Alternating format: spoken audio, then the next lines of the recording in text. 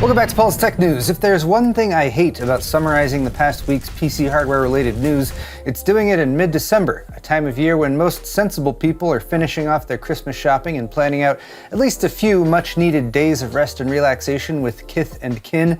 In the tech world, though, someone years ago was like, fuck that, why don't we cram even more stress into these joyous Yuletide celebrations by piggybacking CES on top of it as close as humanly possible, depriving a vast array of rank-and-file tech workers with even the slightest sense of completion to end the year.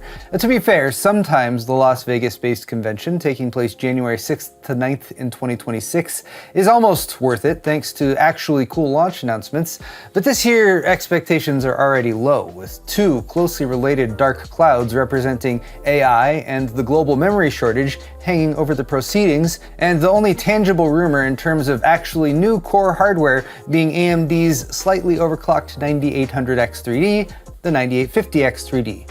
Woohoo. That said, you should totally subscribe and watch all my CES 2026 coverage. It's gonna be spectacular. But until we get to that, you'll have to make do with this week's tech news. Excellent!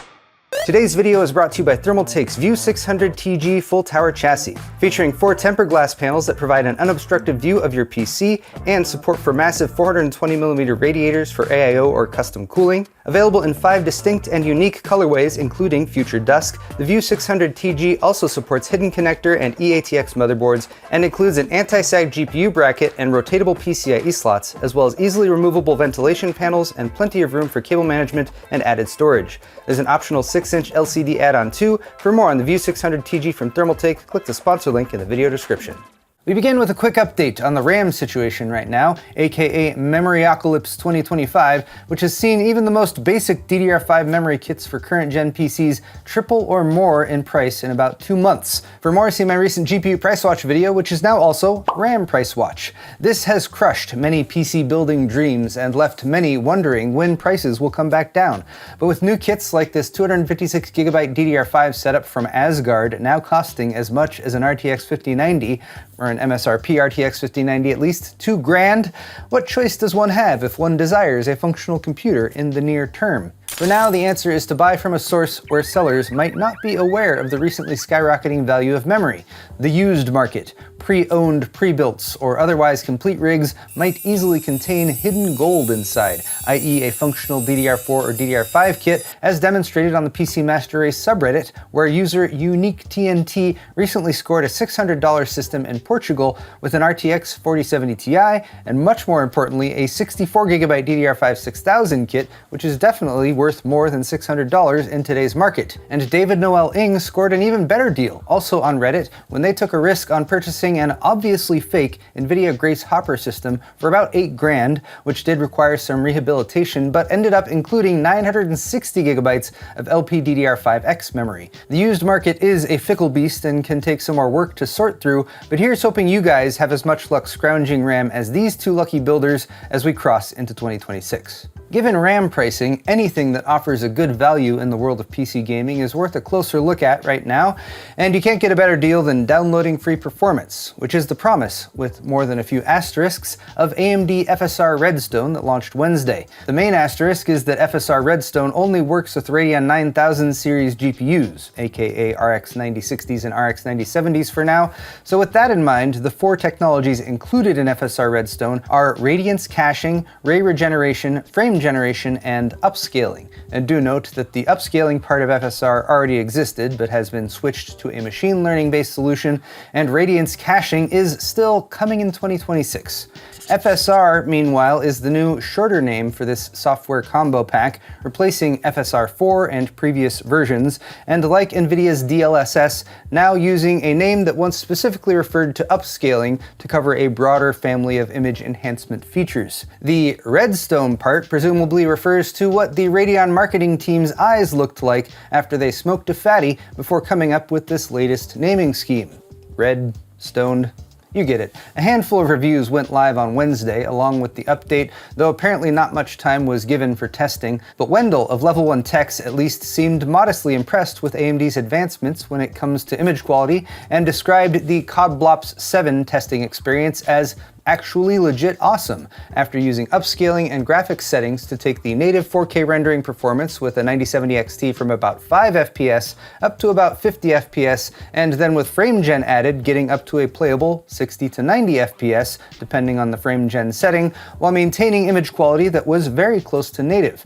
Of course, frame gen adds latency, and this was with the premier title AMD is debuting this alongside, so don't expect miracles. Still, the consensus seems to be that if you're running a 9060 or 9070, it's definitely worth updating your Radeon drivers and downloading more performance. Moving on, there were many who doubted Intel in 2025, and with good reason, but I've been rooting for them, as have many of my fellow PC builders, particularly when it comes to their progress with Arc GPUs. And if this shipping manifest is any indication, our hopes have not been in vain, and we will indeed see the mythical Battlemage G31 GPU launch sometime soon. The G31 is expected to power the beefier Arc Battlemage 700 series GPUs, which, if they follow Alchemist's naming scheme, will be the B770 and possibly B750, providing a step up from the existing B580 that has been a solid offering in the $250 price range. The G31 recently appeared on Intel's vTune Profiler webpage, which seems to confirm that it does exist, and said shipping manifest refers to a 300-watt cooler, which is a big bump from the 190-watt B580. The B770 is also expected to have 32 Xe3 cores instead of 20, 16 gigabytes of GDDR6 VRAM, and a 256-bit memory bus. Even more on the nose was this reply from the Intel Gaming social media team posted Friday, stating, "We're thrilled to hear that you're pumped about the B770," which again seems like a confirmation or as close to one as can be hoped for at the moment. All these signs point towards a CES announcement in January, so hey, good thing I'll be there to get all the details. And now we come to tech briefs, where only the essence of the tech news is preserved for those who need a quick fix. We've lamented the state of Windows for quite some time now, with Windows 11 being way too full of useless prompts to use whatever half-baked AI feature they've integrated most recently, but this Tom's Hardware article presents a possible solution.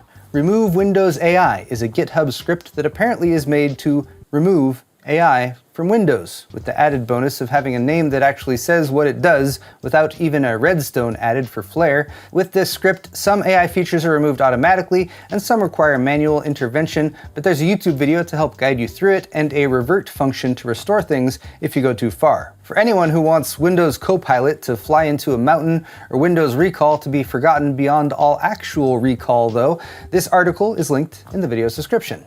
Here's a curious little video card made by ZOTAC, an RTX 5060 Ti without a supplemental power connector, as it's designed to fit in the ZOTAC Magnus mini PC that we first saw last year at Computex. A 5060 Ti draws 180 watts though, far beyond the 75 watts a PCIe connector can deliver, so how does this work? Thankfully, ZOTAC did not underclock or otherwise kneecap the 5060 Ti, but instead added a 19-volt power delivery solution that passes through the unused PCIe by 8 edge connector, since the card only needs a by 8 connection to function.